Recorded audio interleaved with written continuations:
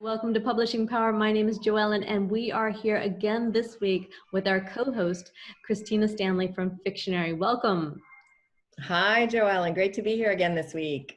I am excited. We're bringing to a close all of our different elements that wrap up the character section.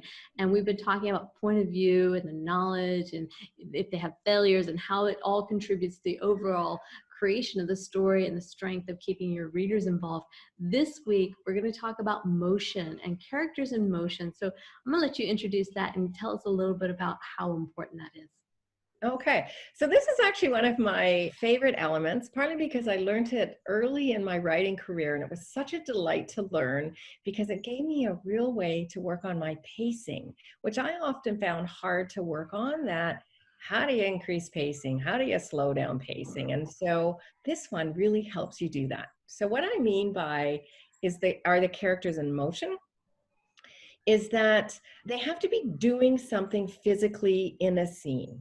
So if you have two characters talking, it's called the talking head syndrome. And the reader can't visualize where they are, what they're doing, what's happening around the characters that keeps the scene active. So if we're looking at a play and two people are just standing there, blah, blah, blah, blah, blah, blah, nobody really cares. There's nothing, right?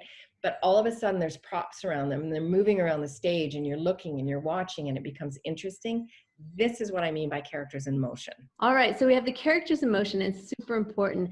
And so when we're using this, how do we use this? How do we get this involved? How do we apply this today?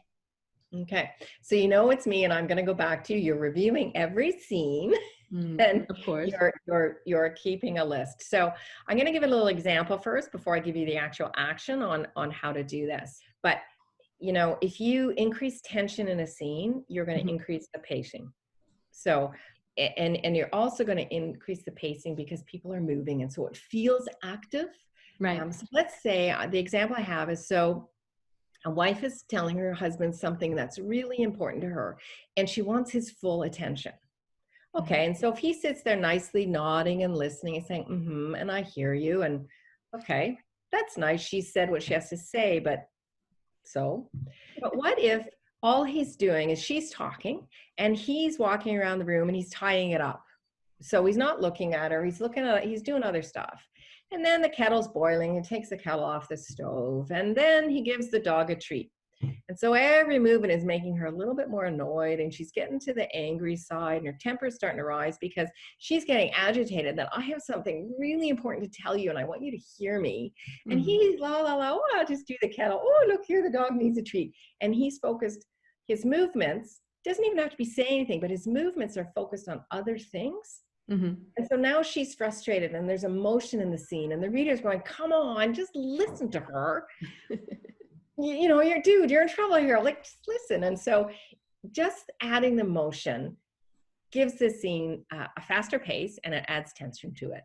Right. Now, can we have too much motion? Yes, you can, for sure, because then it's just overwhelming, right? And if all the reader starts doing is looking at the motion and they can't remember what the conversation is about, and that's where an editor comes in, is to tell the writer, look, this great scene, you have all this tension right here. If you trimmed out some of these movements, and especially boring movements, flip my hair, shrug my shoulder, you know, so it doesn't matter unless I'm flipping my hair because I want your attention.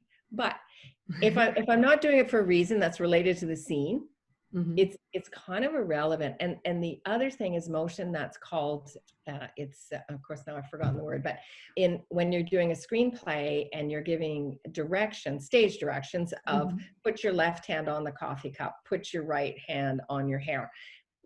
That's boring when you're reading it. You don't need left hand, right hand. You know, she ran her fingers through her hair is enough, instead of saying she ran her right hand fingers through her hair.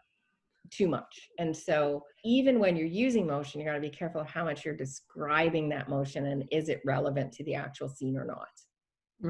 Right. That's great. So how are we going to put this to some hardcore advice for today so our writers have something to go back and do with their people? I know we're looking at our notes. Walk us through it. Yep. Okay. So here, and you can do this while you're doing the other elements. You don't have to do every story element separately because quite often you'll see them all at the same time and fill them out at the same time. So I'm not suggesting you have to read your story 38 times for each element, Mm-hmm. but if you have an organized way of looking at these while you're editing, then you can do them. And for this element, I recommend you just, it's either, are they in motion, yes or no? And that's it when you're reading through it. So when you're doing your revising, you look at the scenes where you said no, and then you figure out, how am I going to put them in motion and add that into the scene? Mm-hmm. And you look at the scenes where you said yes, and make sure that every motion is driving the story forward. Is it adding tension? Is it adding conflict? What's it doing for the story? And then, you know, should I keep it there or should I cut it? Right, right. And very good. I mean, it's always back to the notes, always back to the revisions, revise, revise, revise, rewrite, rewrite, rewrite, and keep going. And it never ends until you're that bestseller. That's right. That's right. And that's a great place to end on the character elements, is that you are doing this to come up with a powerful story, and it's totally, totally worth it. And everybody with a process is capable of doing this. It is something you can learn. It's a talent you can develop. It just takes a little bit of hard work and focus. Right. And again, it comes back to this. When you're working with an editor, you are getting help through it the first time, which helps you, but also you're learning so much. So it helps your next, your sequels go along much easier and much quicker and less, they're more painless, shall we say, as you write them, because you are creating your craft, and it does help you overall. So again, this is fantastic. We have done a full review of all the characters on our 38 fiction writing elements. So again, we invite you to come back, and we'll be covering the plots and scenes as we go through that next. So we look forward to seeing you again next week. Thank you, Christina. All right. Thanks, Darrell, and see you next week.